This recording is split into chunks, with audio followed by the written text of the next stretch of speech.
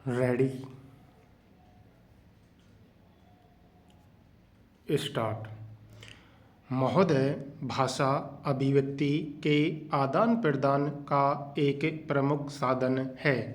इसके माध्यम से न केवल हम अपने व्यक्तित्व की छाप दूसरे पर छोड़ सकते हैं, बल्कि महान व्यक्तियों के चरित्रों से भी बहुत कुछ प्राप्त कर सकते हैं।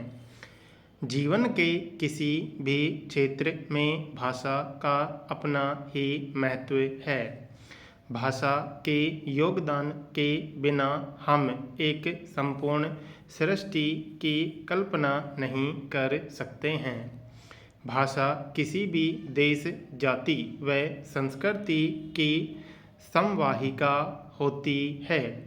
भाषा चेतना प्रदान करती है, भाषा संस्कार देती है तथा भाषा के माध्यम से हम किसी देश के ज्ञान विज्ञान के बारे में संपूर्ण जानकारी प्राप्त कर सकते हैं।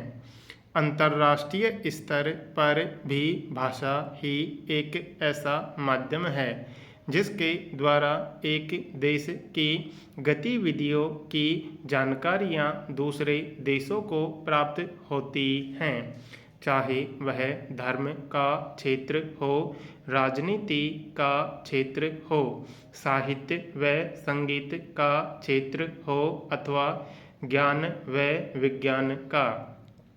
भाषा के बिना कोई भी राष्ट्र गूंगा होता है। बिना भाषा के न ज्ञान का विस्तार हो सकता है और न ही विज्ञान का।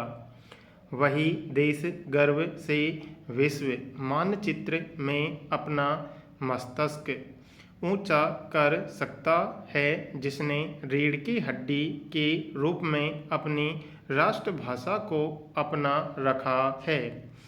बिना अपनी भाषा की पहचान किए किसी विदेशी भाषा में पारंगत होना महज भ्रम ही है। भावनाओं की जो मौलिक अभिव्यक्ति अपनी राष्ट्रभाषा में होती है, वह विदेशी भाषा में किसी भी रूप में नहीं हो सकती। हम कहीं संकोचवश अंदर ही अंदर मस्तिष्क रूपी कंप्यूटर से भाषाओं का अनुवाद करते हैं तथा मौलिक भावना को छोड़कर अनुवाद के माध्यम से उसे अंग्रेजी में अथवा अन्य किसी विदेशी भाषा में अभिव्यक्त करते हैं। यह मूल अभिव्यक्ति का संकोच ही आज आज़ादी की इतनी लंबी अवधि के बाद भी हमारे लिए सोच व विवशता का कारण बना हुआ है। अपनी भाषा आत्मनिर्भरता व स्वाभिमान प्रदान करती है। यदि हिंदी के प्रति उपेक्षापूर्ण भावों का चुनौतियों से सामना किया जाए तो आने वाले समय में यह संकोच हमारे शब्दकोश में फिर नहीं मिलेगा। बात केवल सोच की है कि हम अपने देश व देश की भाषा के प्रति कितना मोह रखते हैं।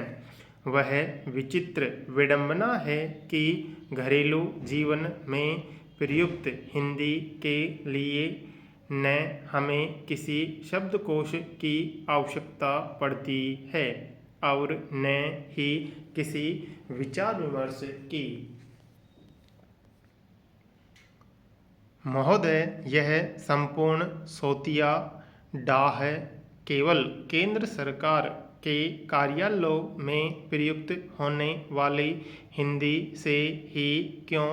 यदि हम यह प्रश्न स्वयं से करें और स्वयं में ही इसका उत्तर ढूंढें तो शायद हमें सही दिशा प्राप्त हो सकती है। विकल्प के माध्यम से हम हमेशा अपना विनम्र निवेदन अपने सभी पाठकों से करते रहे हैं कि वे हिंदी के इस यज्ञ में बेझिझक अपना योगदान सुनिश्चित करें। इसी प्रक्रिया में जब संकोच टूटता दिखेगा और भावनाएं धारा प्रवाह रूप लेंगी तो स्वतः ही हर हिंदी प्रेमी, चाहे वे वैज्ञानिक हों, अधिकारी हों अथवा कोई कर्मचारी, अपने मार्ग में सफलता प्राप्त करते दिखेंगे। इस दिशा में हम अपने प्रयासों में कितने सफल हो पा रहे हैं, यह हमारे प्रबुद्ध पाठक एवं समर्थ रचनाकार ही जानते होंगे। विकल्प रूपी पौधे के पालन पोषण में सुधी पाठकों, लेखकों का महत्वपूर्ण योगदान है। संस्थान के हिंदी प्रेमी निदेशक सभी वैज्ञानिकों तथा सभी अधिकारियों, कर्मचारियों का स्नेह एवं सहयोग ही विकल्प की निरंतर प्रगति यात्रा का द्योतक है।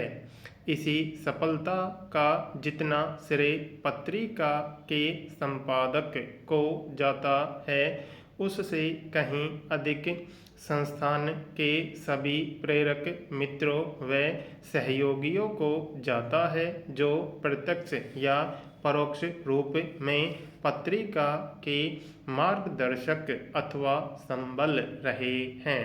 मेरे व्यक्तिगत अनुरोध पर संस्थान के वैज्ञानिकों ने मूल हिंदी विज्ञान लेखन प्रारंभ कर दिया है। यह पत्रिका के लिए एक उपलब्धि की बात है। पत्रिका अपनी पूर्ण क्षमता से भाषाई विकास व जागृति चेतना अभियान को समेटे हुए है। प्रत्येक प्रकार के पाठक का स्नेह पाने की ललक से पत्रिका में बराबर विविधता लाने का प्रयास जारी है। इसके लिए देश के अग्रणी व वरिष्ठ साहित्यकारों, सृजनकर्मियों का स्नेह सदैव ही मुझे मिलता रहा है, जो महज मेरे शब्दों की मांग पर अपने ज्ञान का भंडार विकल्प रूपी पौधे पर छितारते रहे हैं। इसके लिए मैं उनका हृदय से आभारी हूँ। आशा करता हूँ कि अगले अंकों में हिंदी के माध्यम से विज्ञान लेखन अबाध गति से आगे बढ़ेगा। इसके लिए वैज्ञानिक वर्ग का सहयोग सदैव अपेक्षित है। जिस प्रकार एक पुष्प को किसी माला का आकार नहीं दिया जा सकता, बल्कि पुष्पों की विविधता ही यह आकार सुनिश्चित करती है, ठीक वैसे ही विकल्प रूपी वाटिका में पुष्पों की विविधता न केवल पास परिवेश को शोभित करेगी, बल्कि देश जाति का गौरव भी बढ़ाएगी, ऐसा मेरा विश्वास है।